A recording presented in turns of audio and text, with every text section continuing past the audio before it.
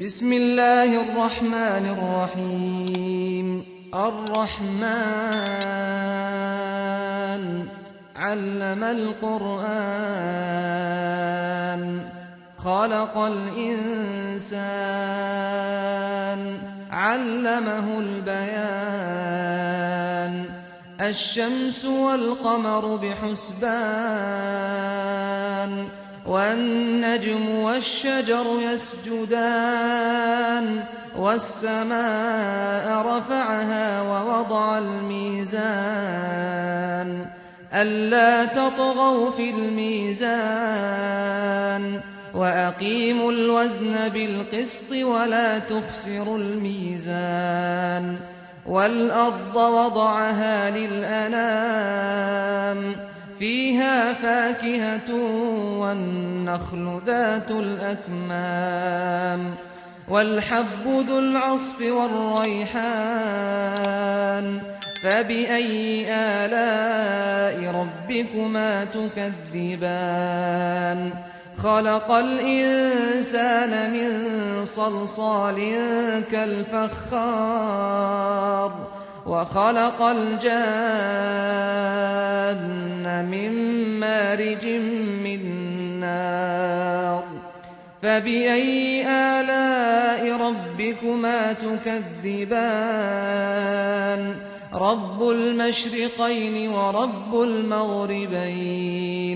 فبأي آلاء ربكما تكذبان مرج البحرين يلتقيان بينهما برزخ لا يبغيان فبأي آلاء ربكما تكذبان يخرج منهما اللؤلؤ والمرجان فبأي آلاء ربكما تكذبان وله الجوار المنشآت في البحر كالأعلام فبأي آلاء ربكما تكذبان كل من عليها فان ويبقى وجه ربك ذو الجلال والإكرام فبأي آلاء ربكما تكذبان يسأله من في السماوات والأرض كل يوم هو في شأن فبأي آلاء ربكما تكذبان سنفرغ لكم أيها الثقلان فبأي آلاء ربكما تكذبان يا معشر الجن والإنس إن استطعتم أن تنفذوا من أقطار السماوات والأرض إن استطعتم أن تنفذوا من أقطار السماوات والأرض فانفذوا لا تنفذون إلا بسلطان فبأي آلاء ربكما تكذبان يرسل عليكما شواظ من نار ونحاس فلا تنتصران فبأي آلاء ربكما تكذبان فإذا انشقت السماء فكانت وردة كالدهان فبأي آلاء ربكما تكذبان فيومئذ فلا يسأل عن ذنبه إنس ولا جان فبأي آلاء ربكما تكذبان يعرف المجرمون بسيماهم فيؤخذ بالنواصي والأقدام فبأي آلاء ربكما تكذبان هذه جهنم التي يكذب بها المجرمون يطوفون بينها وبين حميم آن فبأي آلاء ربكما تكذبان ولمن خاف مقام ربه جنتان فبأي آلاء ربكما تكذبان ذواتا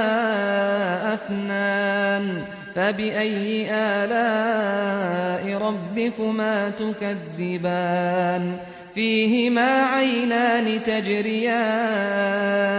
فبأي آلاء ربكما تكذبان فيهما من كل فاكهة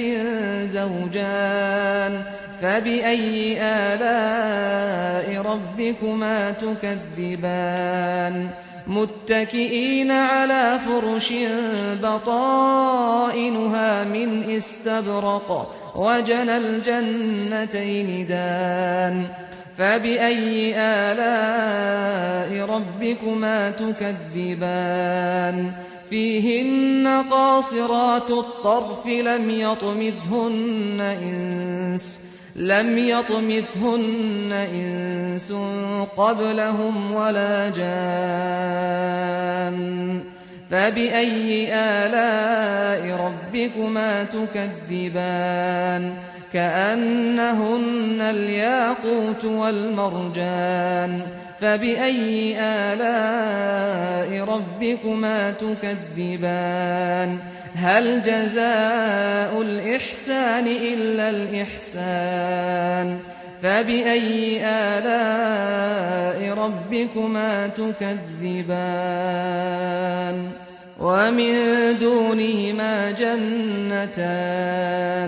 فبأي آلاء ربكما تكذبان مدهامتان فبأي آلاء ربكما تكذبان فيهما عينان نضاختان فبأي آلاء ربكما تكذبان فيهما فاكهة ونخل ورمان فبأي آلاء ربكما تكذبان فيهن خيرات حسان فبأي آلاء ربكما تكذبان حور مقصورات في الخيام فبأي آلاء ربكما تكذبان لم يطمثهن إنس قبلهم ولا جان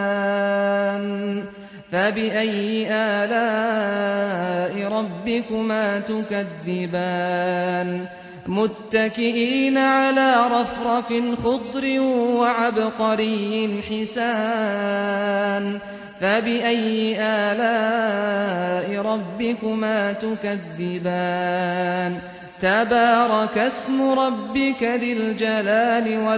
والإكرام